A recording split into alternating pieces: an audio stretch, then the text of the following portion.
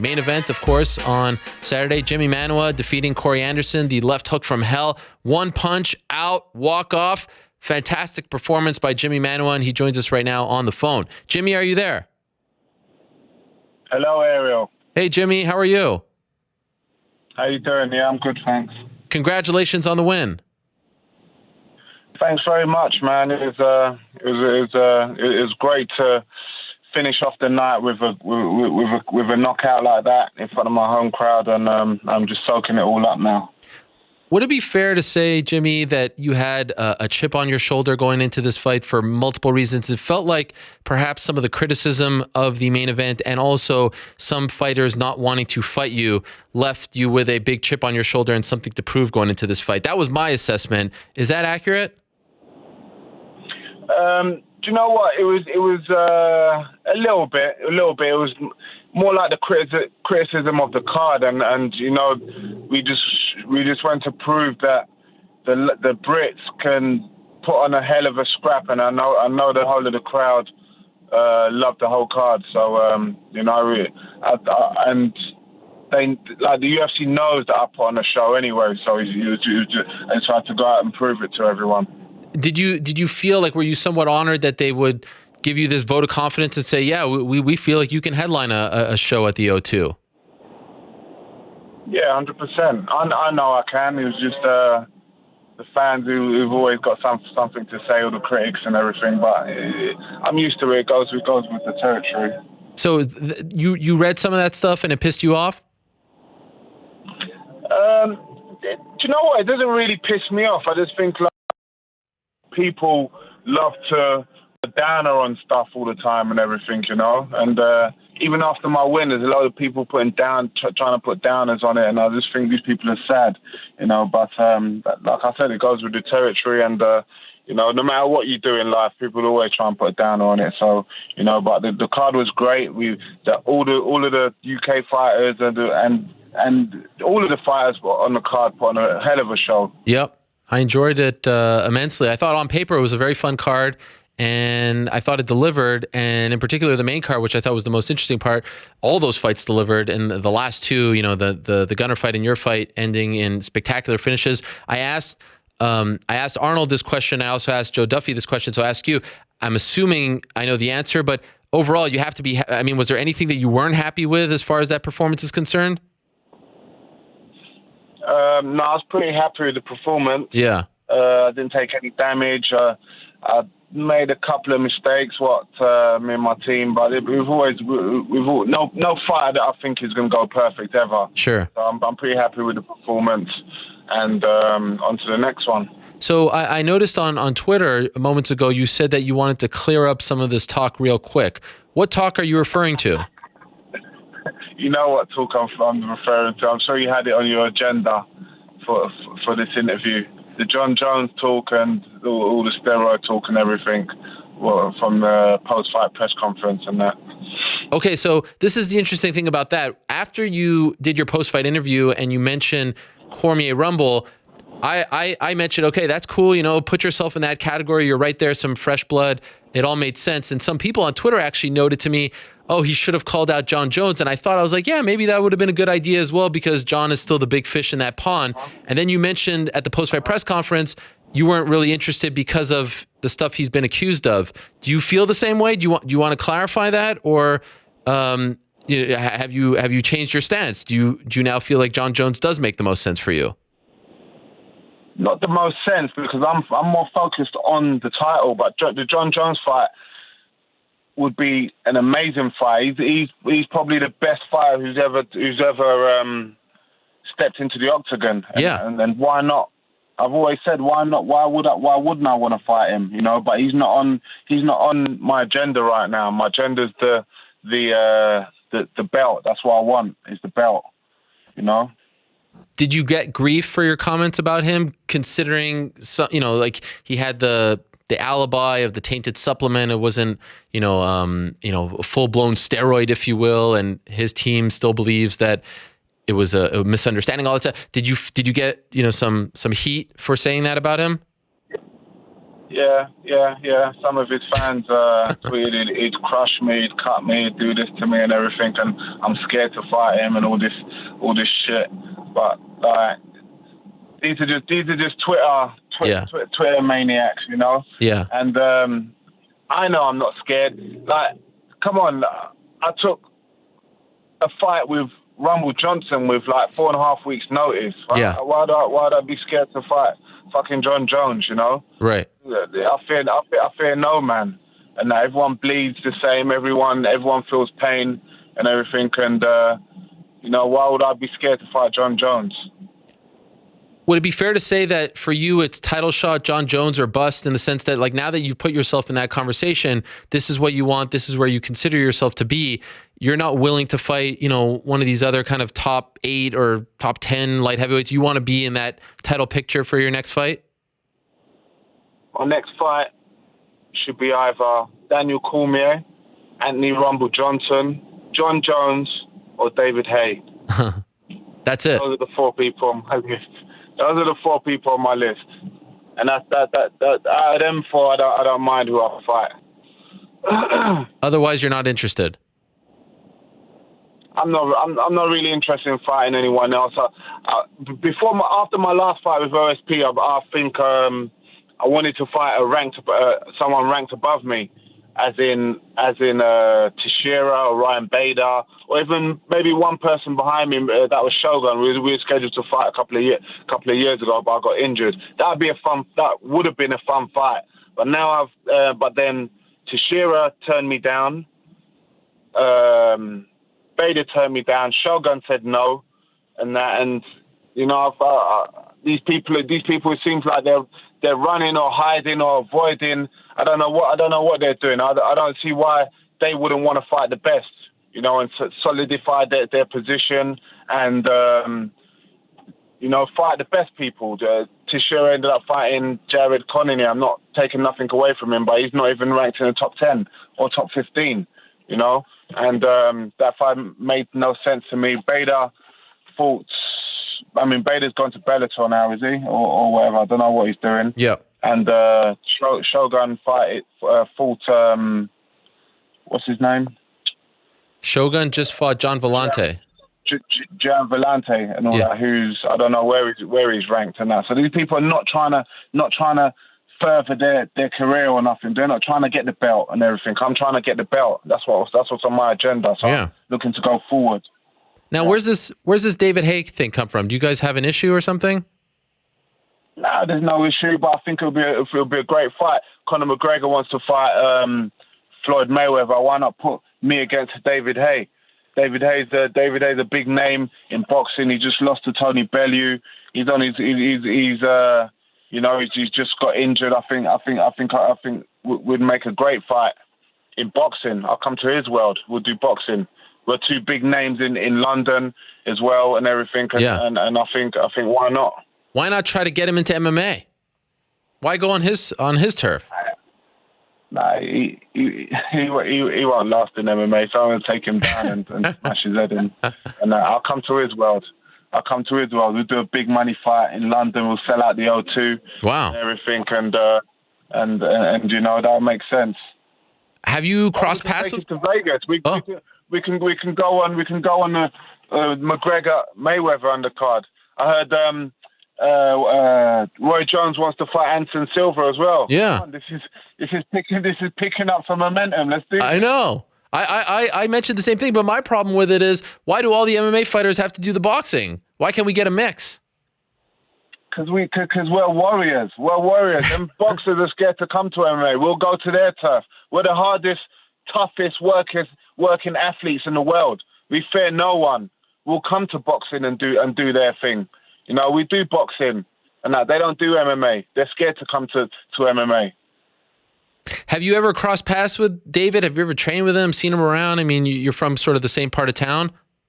Yeah. I've seen him around. What do you think of him? He's a funny guy. I don't really, not too fond of him. But I haven't got an issue with him. But I just think he's a bit of a weirdo. Well, what makes you think he's funny? Like, why is he a weirdo? I don't know. His funny hair and his funny attitude towards life and other fighters, and I don't know, he just thinks he's on this high pedestal when I don't think he is. Huh. You know, and I want to test his mettle. He's sort of talked about in the past about, consider flirting with the idea of MMA, if my memory serves me correct, many moons ago. Do you remember this?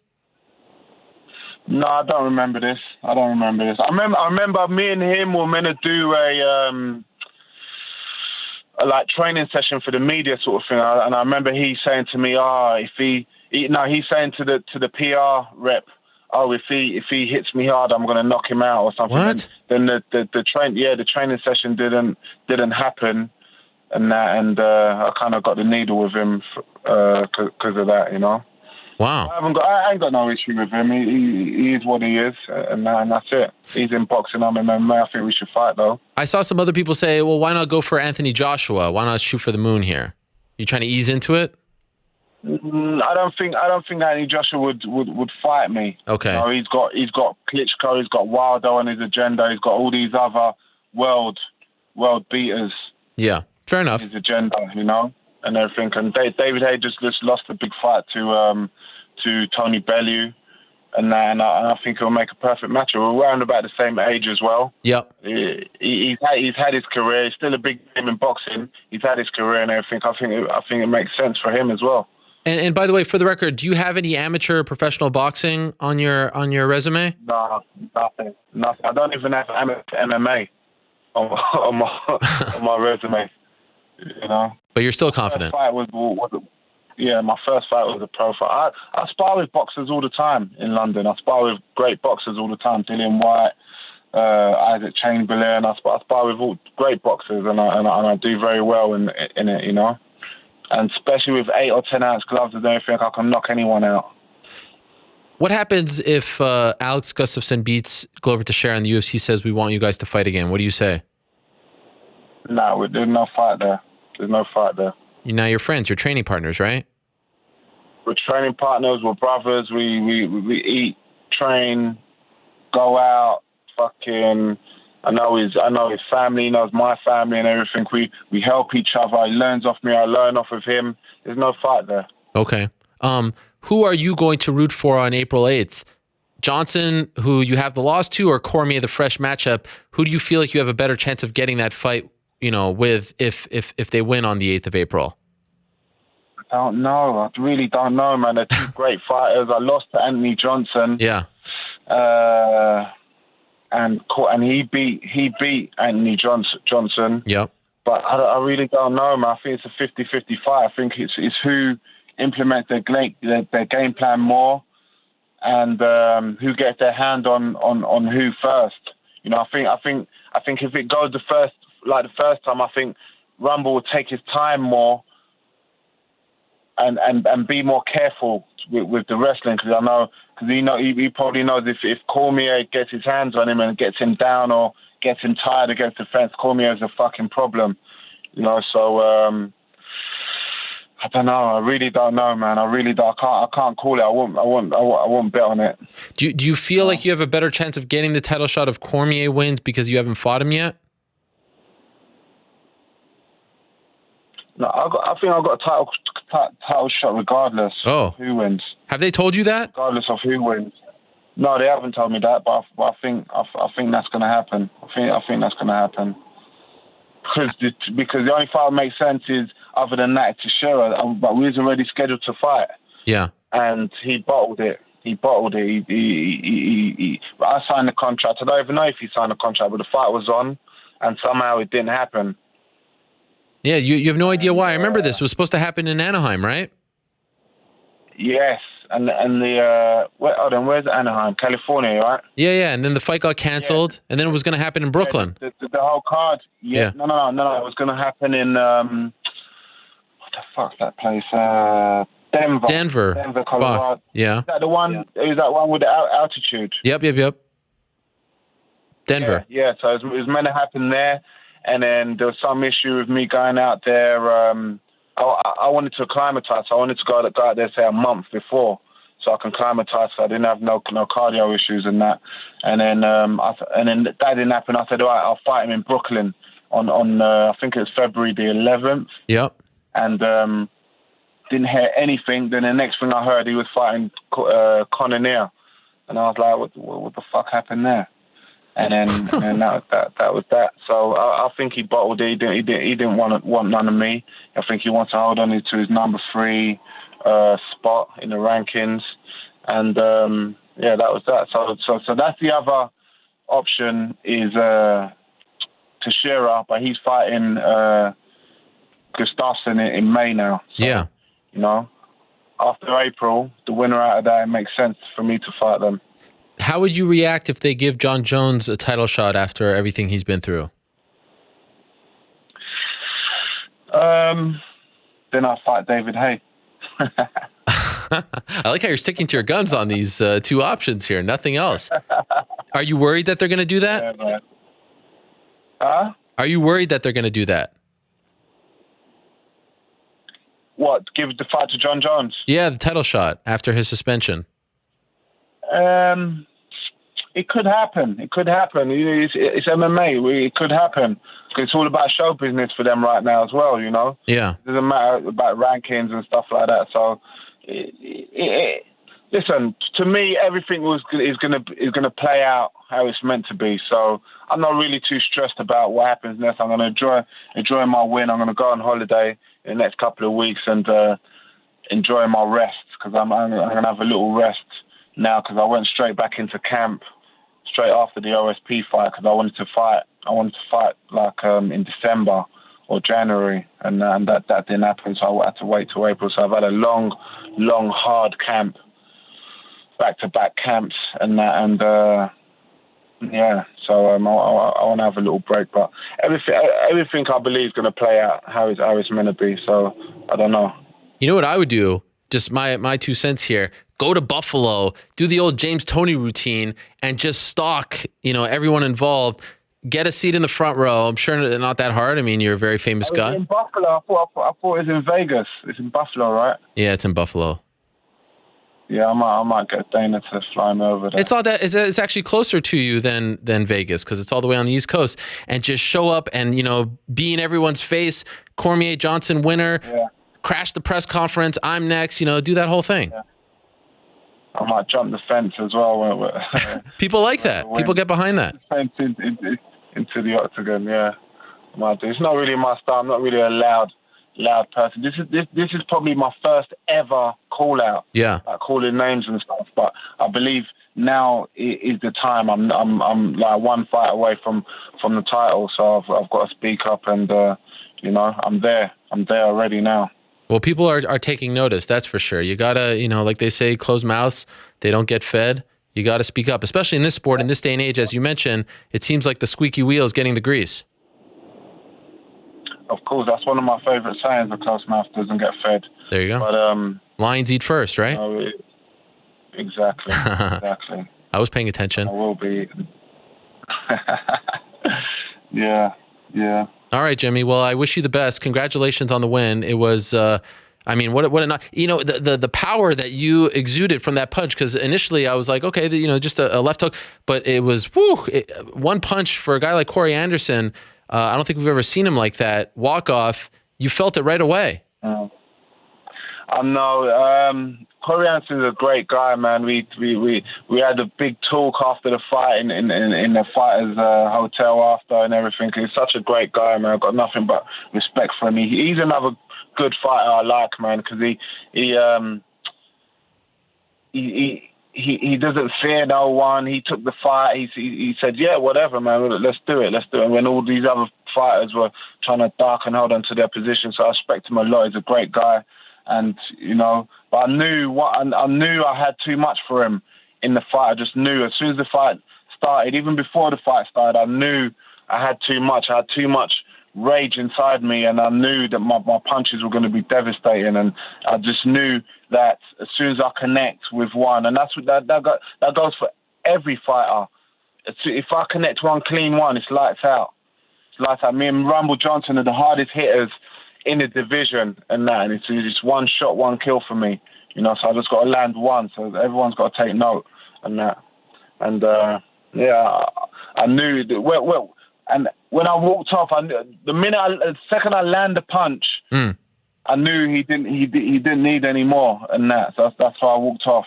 And I that's love it. kind of like a Mark Hunt thing, but Yeah. I had my wits about me and everything. I knew it was done, and that. So yeah, but big respect to Corey Anderson though.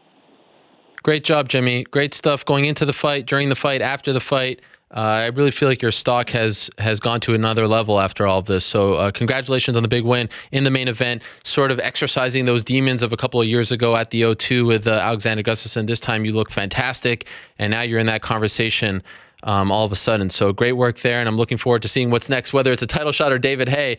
I'm all in regardless. Thanks, Ariel. Thanks for having me, man. My pleasure. We'll talk to you soon. There he is, the poster boy, Jimi Manuwa. Great stuff from him. Really taking his talking to a whole other level. I like that a lot. Getting a little loud there, and we'll see what he gets as a result.